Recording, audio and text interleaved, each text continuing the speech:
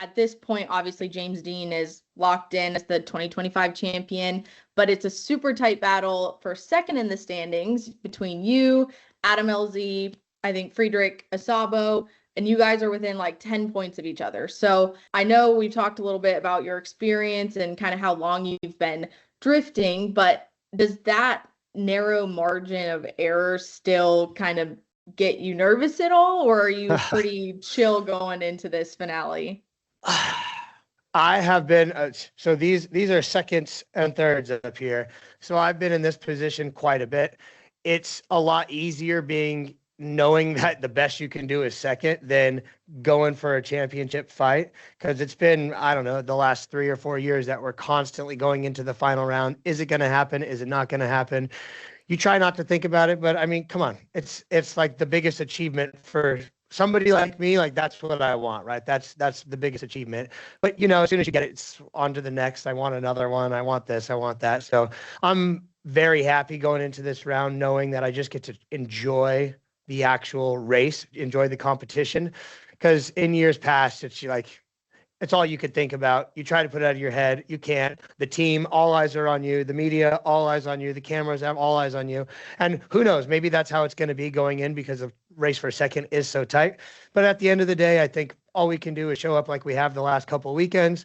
We've definitely stumbled upon a recipe that seems to be working. The car is finally doing exactly what it needs to be doing. The team is better than ever. I seem to have my head on straight. I'm able to hop in the car and keep my foot to the floor. So what else would I want to be doing, and what else would I want to be thinking about? I think the way to think about it is, this is just exciting. There's not nerves. It's not, oh my gosh, all this is on the line, this money, this. No, it's just exciting that I'm in this position for another year, and I get to go out and drive with my boys, drive with the best in the world, drive one of the most awesome cars I've ever driven in my life. And how could I not think just about pure excitement and fun? Well, like you said, you've been in this position before, you know, runner up for Formula Drift Championship. You've gotten third. In what ways has this season been different than those seasons where you've also been in this position to get second and third, kind of looking overall at everything that's happened?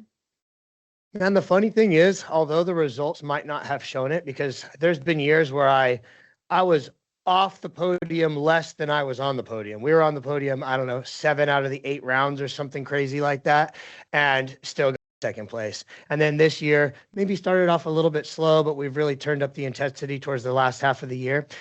But for me, nothing's changed. It's not, oh, all of a sudden, what changed and why are you in this position? It's been the same since the first race. Sometimes you get calls that you're like, ooh, we really snuck by on that one. Or you get a one more time and you're like, sweet, I have an opportunity to win, even though maybe I made a mistake. And then there's other times where you get a call and you're like, what are they watching, right? Again, that's just a judge sport. It's 360. It comes full circle. I think that this year I've gotten potentially a little bit tougher calls than I have in years past, but I think that that's just a testament to the sport.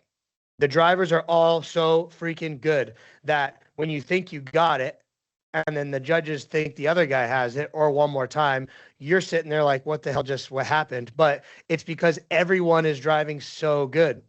I truly think that this year has been some of my best driving. I've had my best moments. I've had my best battles, and I've definitely been to the point where when it mattered, I've been able to rise to the occasion. And in years past where I was on the podium all the time, I would watch back around and not be super happy with my driving. Sure, maybe I definitely beat that guy, and I definitely beat that guy, and I definitely beat that guy. But when you see how I drove and how I won, maybe I wasn't the happiest. Maybe I really wish that I wouldn't have been wobbly here. I could have been closer here, or maybe I dropped the ball. But this year, when I look overall at the majority of my runs, I'm very, very happy with them. So I think as long as you could sleep at night, and as long as you're happy with your driving, and as long as I'm progressing, if we get second again, I'm not going to be butthurt about it. What is your plan of attack for this finale?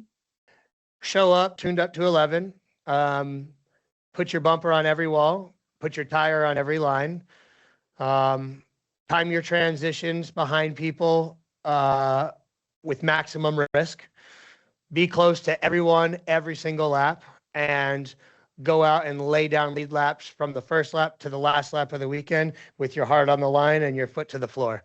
I think if we pull the car out of the trailer with that mindset, and we know that it's going to need to be, we're going to need as a team to steadily progress lap after lap, session after session. that mindset's maybe a little bit different, because a lot of times these tracks that we've been to, we arrive knowing what it takes to win, and we just kind of try to shoot for that goal.